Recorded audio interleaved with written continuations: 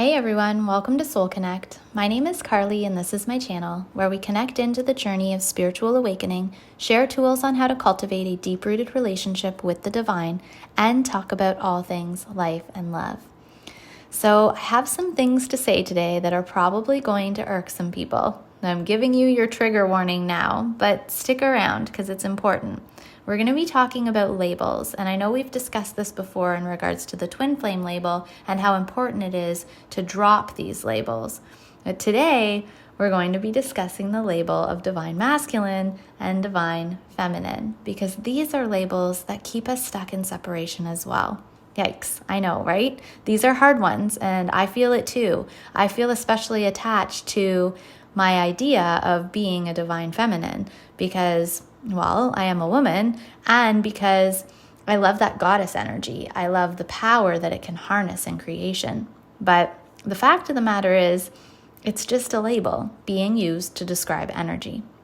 And energy can't really be masculine or feminine. It can manifest in different ways, which may appear masculine or feminine depending upon our perception, but all energy really just is. Energy is creative force. It is simply potential. So more of it can be created, but it can never be destroyed. And there's a million ways to label the ways in which energy manifests into form, whether that be thought form, emotions, or physical form. But the moment we begin to identify with the idea is the moment we trap ourselves in the label or in the idea or in the program, as some people would say. So usually upon this journey, we do identify as being either the divine masculine or the divine feminine, one or the other within our dynamic with our beloved. When we speak in spiritual terms of divine masculine and feminine, it's important, however, to remember that we're speaking in terms of energy and not physical form. So this means that you could essentially be a man in physical form, yet feel like you are the divine feminine within your dynamic energetically, perhaps because you're stuck in chaser energy. And the divine feminine is typically labeled as the chasing or push energy, while the divine masculine is typically labeled as the pull or running energy. But I want to bring your attention, however, to the fact that these labels pull us into thinking that is rooted in separation consciousness, because as soon as you identify as anything, you are making yourself separate from or different than the other.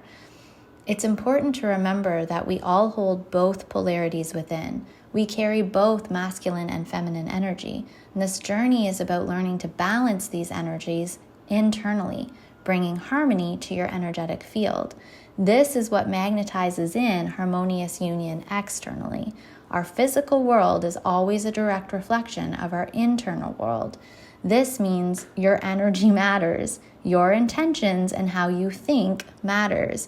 Your ability to allow triggers to bring up uncomfortable emotions and then allow them to flow through you matters.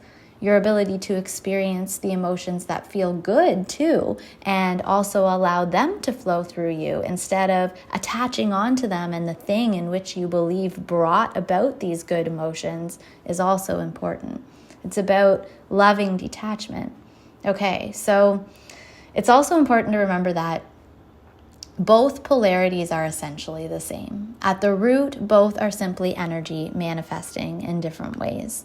You may believe that you are the chaser in your dynamic because you're stuck in the obsessive mind, seeking and searching, while your beloved hightails it in the opposite direction. But essentially, you're both runners. You cannot be one thing and your beloved the other.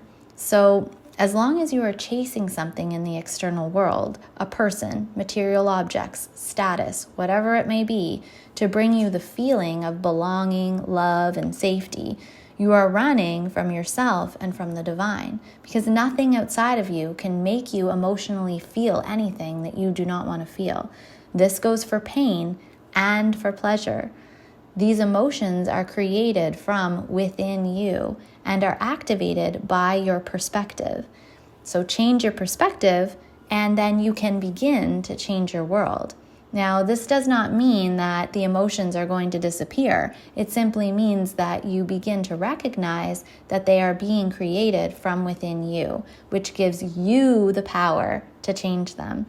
If you continue to focus on your beloved as the root of your separation and emotional pain, you're going to stay stuck forever. They're your mirror. They are here to trigger you so that you can turn inward, build faith in the divine, and begin to balance. If you resonate with being the divine masculine in your dynamic, yes, you two are running. We're all running. We're all running from the divine all the time, seeking safety. But okay, if you resonate with the divine masculine, it of course looks a little different than the divine feminine. So where the divine feminine recognized her own soul essence within another and then seeks this feeling of home through them, the divine masculine also runs from the divine by shutting out his divine feminine. The divine lives within us all. So this journey is really about finding that connection within your beloved, within yourself, and within everyone and everything around you. So again, remember, I'm really speaking right now in terms of energetics and energy that live within you. So while you might be taking this literally and think, oh yeah, my divine masculine shuts me out all the time, we've been in separation forever, remember that this is a reflection of what's happening internally. You must find that safety you seek within your divine masculine, internally, your inner masculine. So your inner masculine must stop shutting out the feminine. Your inner feminine must stop seeking the masculine and begin to stand in her own essence and her creative power. They come together in creation and balance one another. They cannot create alone. The masculine is the seed and the feminine is the womb. But the two must come together inside, internally, before this can manifest harmoniously in the real world. This is a practice, and it doesn't happen overnight, and you will forever be coming back to presence, releasing the egoic mind over and over and over again, balancing over and over and over again, letting go of fear as things come up. So while you believe, or you may believe, that you're the divine feminine or chaser in your dynamic, and your divine masculine is the runner, you are actually both the runner and the chaser, and only you can stop this dynamic by pulling yourself back into the present moment, releasing fear and stepping into a relationship with a power greater than you. When you're in harmonious union with this power, the divine, you cannot be in fear, and fear is what creates this separation. You are not the divine feminine or the divine masculine. These are thoughts or labels to describe energy. While they may be helpful in beginning to learn more about yourself and your creative abilities, they are rooted in separation because they are opposites. They are polarities. They're keeping us stuck in that frame of mind. But you are simply soul, and soul is both. Soul is everything.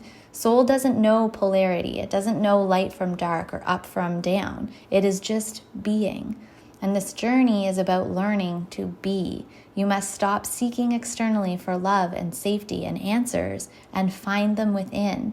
You must stop shutting others out and open your heart. They are a reflection of you.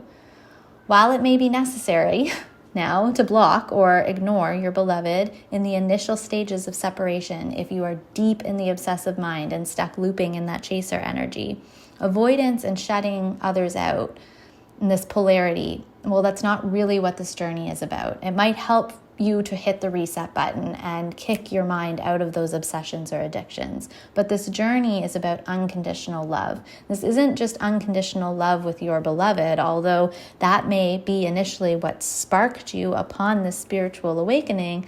This is about unconditional love for everything that has being, everything that is alive, Mother Earth, all of the people around you, the plants and the animals. This is about learning to balance your energy and feel whole and connected and loving, regardless of what's happening in the 3D world around you.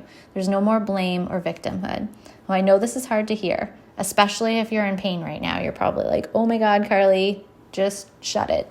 But what's worse, continuing to believe that your pain is created by others and things external to you, or beginning to know that everything that happens is here for your greatest good and that you're in control and you can begin to shift anytime you want.